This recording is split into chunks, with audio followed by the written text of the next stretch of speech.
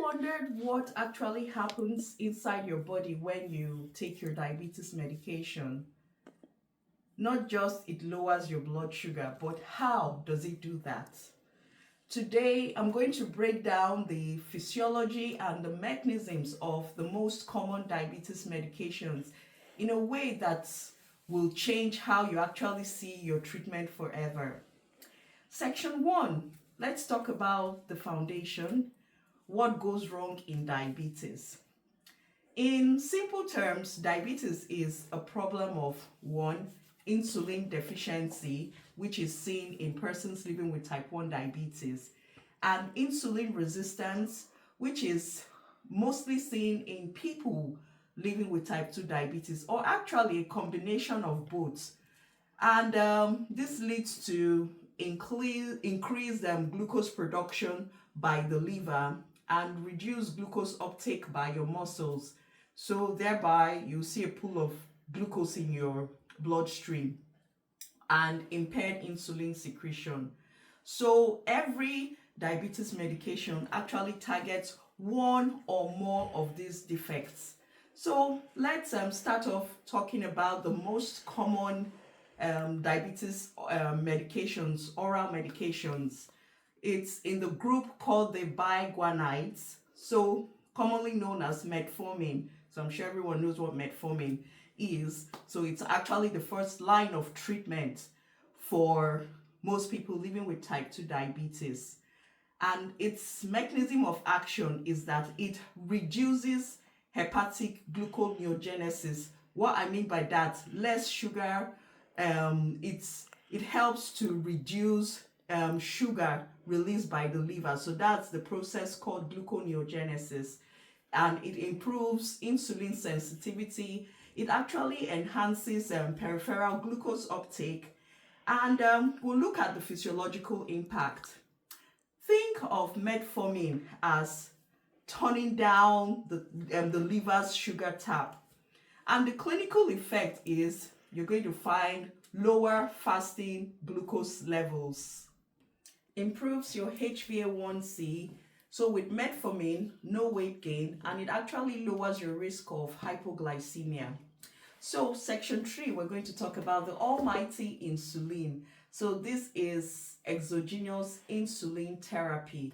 So we all know that for persons living with type 1 diabetes, insulin is actually a life-saving therapy.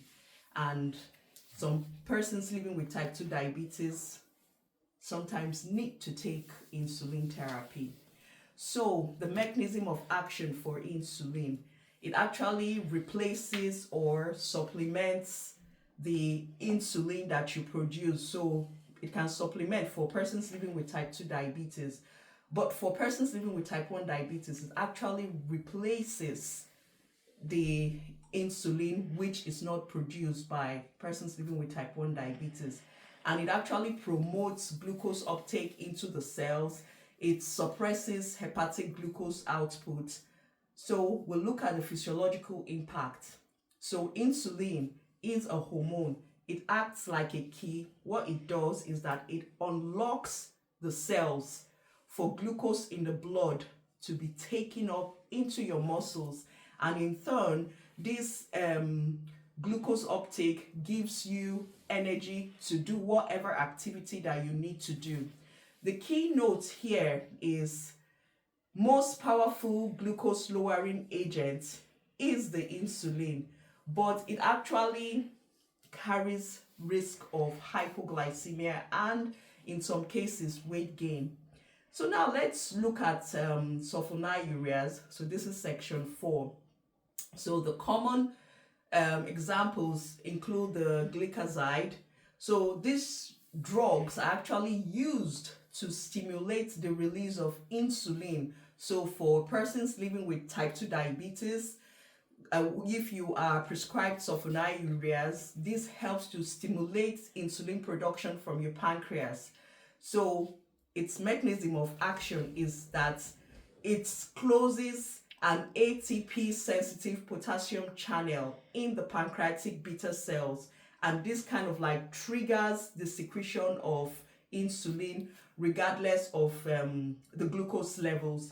So looking at the physiological impact of the sulfonylureas, it's kind of like forcing your pancreas to squeeze out more insulin to help with glucose uptake. The clinical caution here is that there is high risk of hypoglycemia, and if used for too long, it can actually lead to beta cell exhaustion over time. So what I mean by that is that your beta cells, because they're constantly being triggered or squeezed to make more insulin, over time they start to die out and you have less beta cell function, and this will impact on your diabetes control. So most times they're not recommended for long-term use. Now let's go on to the popular GLP-1 receptor agonists. So we're in section 5 now, and popular examples are the semaglutide.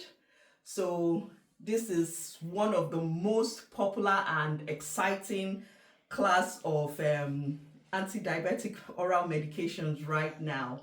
So let's head off or move ahead to its mechanism of action. So what the GLP-1 receptors do is that they mimic the incretin hormones. So these incretin hormones are actually gut-derived peptides which are usually secreted after you have eaten to help stimulate glucose-dependent insulin secretion, thereby enhancing your insulin response to meals. Increase insulin secretion, so it's glucose dependent, and then it suppresses glucagon. It actually slows down gastric emptying, and in turn it reduces your appetite. So the physiological impact is that it restores your body's natural glucose control rhythm. So the benefits of the GLP-1 are weight loss, cardiovascular protection, and very low hypo risk. So we'll head off to section 6 where we're going to talk about SGLT2 inhibitors, and the popular examples is the dapagliflozin, which the nickname could be called DAPA. That's what we all call it at work. So DAPA is the popular nickname. So this walks through the kidneys, so it reduces your sugar levels through the kidneys. So its mechanism of action is that it blocks glucose reabsorption in the renal tubules, thereby increasing glucose excretion in your urine. So when you're taking DAPA, you're going to be passing out most of the glucose in your system. Now let's look at the physiological impact.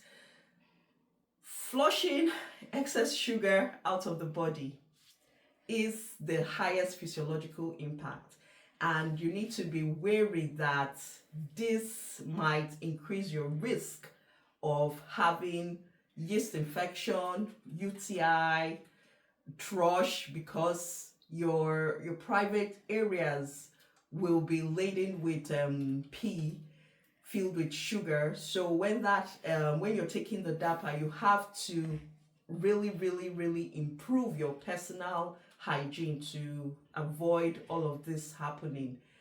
And the benefits: weight loss, helps reduce your blood pressure, and it protects your heart and your kidney. So what you need to watch out for is risk of DKA. So it's not a drug now that is popularly prescribed for type 1s. So in some countries they do prescribe SGLT2 inhibitors for persons living with type 1, but it's not a global thing. So if you're a person living with type 1 diabetes and you've been prescribed SGLT2 inhibitors, you need to be wary of diabetic ketoacidosis. So we head off to section 7. So we're going to talk about the DPP4 inhibitors, and popular example is the sitagliptin. So this enhances your natural incretin system. So its mechanism is that it prevents breakdown of GLP-1 and it actually increases insulin glucose dependence uptake. It also reduces glucagon. So the physiological impact here is that it actually helps to extend the life of your body's natural glucose regulators. The benefits include you've got weight loss is kind of like neutral, so it might work for some people, it might not work for some people with weight loss. And you've got low hypoglycemic risk. Section 8, the thiazolidinediones. Oh, this I always feel like I'm going to bite my tongue off. So let me take it slowly. The TZDs, so I don't bite my tongue off. The Thiazolidinediones. I'm not going to even bother. I always just go with the TZDs. So the popular one here is the pioglitazone. So this targets insulin resistance. So the TZDs are actually prescribed for persons who live with insulin resistance, which is common for persons with type 2 diabetes, and it actually helps. So it actually activates a receptor called the PPAR, and this helps to improve insulin sensitivity in the fat and muscle cells. So the physiological impact here is that it makes your body respond better to insulin. So for persons with type 2 diabetes, it helps you respond better to insulin. This is the insulin resistance we're talking about. And it is usually not too popular because of the following considerations. It can make you gain some weight and fluid retention. So just be wary of that. Section 9. Why all of this that I have just talked about matters. So we're going to be looking at the clinical plus the lived experience. When you understand the mechanisms of the different drugs that you take, it actually changes everything. You stop fearing the medication, you start using it strategically, and you actually personalize your own diabetes management, because diabetes care is not just about numbers. No, gone are those days. It's about physiology, behavior, and empowerment. Metformin or new therapies, you need to remember this. Every medication is targeting a specific defect in your body. The more you understand it, the more control you can gain over your diabetes, and it's never the other way around. If you feel that this video has helped you, I would love you to share it, because education is power, and in diabetes care, it can save lives. So this is me blowing healthy kisses your way, and remember to like, subscribe, and hit the notification bell. Thank you all for watching, and I'll see you all in my next video. Bye.